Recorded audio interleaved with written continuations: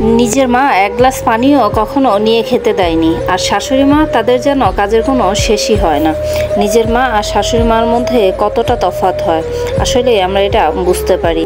আমাদের প্রেমের বিয়ে, প্রেমকালীন সময়ে আমার হাজব্যান্ড বেকার ছিল। তারপর যখন সে আমাকে বিয়ে করবে তখন একটা পানের দোকান দিয়েছিল, যেন আমার ফ্যামিলি বেকার বলতে না পারে তাকে। তারপর সে তার বাসায় আমাকে বিয়ে করার কথা বলল। তার মা আমাকে বিয়ে করাবে না, উনি আমাদের বিয়ের বিষয়ে পুরোপুরি দ্বিমত পোষণ করলেন। আমার হাজব্যান্ড বাড়িতে না খেয়ে বাড়ি থেকে চলে যাবে এমন অনেক রাগারাগি করার পর তার মা বিয়েতে রাজি হলেন, কিন্তু বিয়েতে উনি 1 টাকাও খরচ করবে না এই কথা বলল। আমার হাজব্যান্ড তাদের উপর নির্ভরও হয়নি।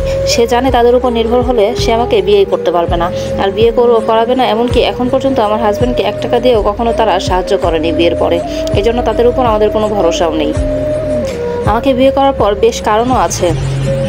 তার বাবা মারা যাওয়ার পর সে একদম অগোছালো হয়ে গিয়েছিল। আমার সাথে সম্পর্ক হওয়ার পর আমি তাকে বুঝিয়ে শুনিয়ে জীবন নিয়ে সিরিয়াস হতে শেখাই, এবং তাকে বেকার না থেকে একটা চায়ের দোকান দিলেও আমি তার পাশে থাকবো এরকম আশ্বাস দিই, এবং তাকে বুঝাই মা বোনের দায়িত্ব নিতে, মা বোনকে খরচ দিতে। এসব দিক দেখেই হয়তো সে আমাকে ভালোবেসেছিল। এখন সে আমাকে এতই ভালোবাসে যে তার ছন্নছাড়া জীবনে সে আমাকে সারা জীবনের জন্য পাশে রাখতে চায়। সেও আমার জন্য অনেক কিছু করেছে আমাদের পূর্ণতার জন্য। আমার হাজব্যান্ডের অবদান অনেক বেশি।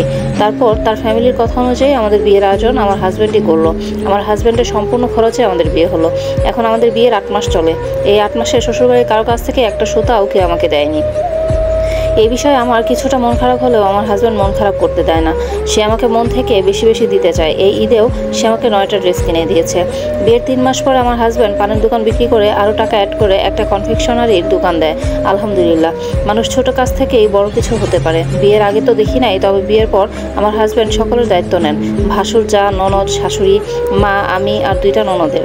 2 ননদের বিয়ে হয়ে গেছে। একসাথে থাকার পর আমার হাজব্যান্ডের উপর অনেক চাপ পড়ে যায়। ভাসুর তেমন কোনো বাজার করে না, তাই বিয়ের 2 মাস পরে শাশুড়ি মা ভাসুর আর ভাবিকে আলাদা করে দেয়। তারপর আমার হাজব্যান্ডের কামাই দিয়ে এই সংসার চলে। তাই বউ আমি ভালো ছিলাম, সবাইকে রান্না করে খাওয়াতাম। তারা চাওয়া মাত্রই সব তাদেরকে দিয়ে দিতাম। তাদের প্রয়োজন মতো যা লাগতো সব আমার হাজব্যান্ড এনে দিত। তাই আমিও আমার হাজব্যান্ড ভালো ছিলাম।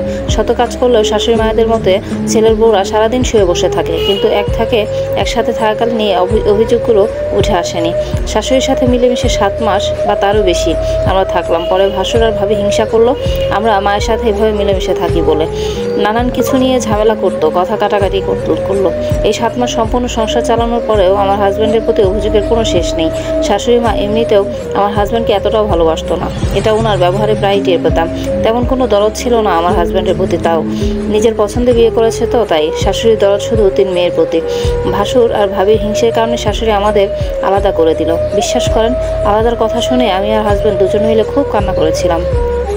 আমার হাজব্যান্ড তার মা বোনদের খুব ভালোবাসতো, কিন্তু তাদের শত বায়না পূরণ করেও তাদের মন পায়নি, তাই আর ভালোবাসাটা ছিল অপ্রকাশিত। তারপর আমরা আলাদা হলাম এবং শাশুড়ির রূপ দেখতে পেলাম। এখন আমাদের আর সহ্য করতে পারে না। এতদিন আমার হাজব্যান্ড সংসার চালাইছে, তাই আমাকে অপছন্দ করলেও বুঝতে দেয়নি। এখন আলাদা সংসার হওয়ার পরে পদে পদে বুঝিয়ে দেয় আমি এমন তেমন কত কিছু। নন্দন একটা এখানেই থাকে, সে প্রেগনেন্ট 3 মাস, আর আমি প্রেগনেন্ট 2 মাস বা তার বেশি। তার নিজের মেয়ের প্রেগনেন্সির খবর শুনে খুশিতে সে আত্মহারা, মহা খুশি। আর আমার প্রেগনেন্সির খবর শুনে মুখে বিষ পড়ছিল, এমন একটা অবস্থা। এখন নিজের মেয়ে ঘর ঝাড়ুও দিতে পারে না, কষ্ট হয়। আর আমি অন্যের মেয়ে, আমার কোনো কষ্ট নেই। আমি হলাম রোবট, তাদের সবার সব কাজ করে দিব এবং তাদের সুযোগ করিয়ে দিব। আবার পাড়ায় পাড়ায় আমার বদনাম রটানো কমতি রাখবে না। মা আর শাশুড়ির মধ্যে বহুত তফাৎ। নিজের মা 1 গ্লাস পানিও নিজে নিয়ে খেতে দেয়নি, আর শাশুড়ি মা তাদের যেন কাজের কোনো শেষই হয় না। আগে খোঁটা দিত নিজের খরচে পারলে বিয়ে করো, আর এখন খোঁটা দেয় ওনার বাড়িতে থাকি, কিছু হলেও বলে বাড়ি থেকে বের হয়ে যাও। নিজের ছেলেকে বাড়ি থেকে বের করে দেওয়ার হুমকি দেয়, আর মেয়েদের শ্বশুরবাড়ি থেকে এনে বাড়িতে রাখে।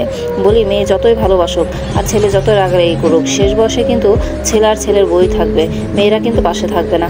এখন মনে হয় আমার মাকে আরও সময় দেওয়া উচিত ছিল। অন্যের মাকে নিজের সবটা দিয়ে করলেও নাম পাওয়া যায় না, আর নিজের মাকে কত তুচ্ছ তাচ্ছিল্য করেও তাদের চোখের মনি হয়েছিলাম। মাকে অনেক বেশি ভালোবাসি।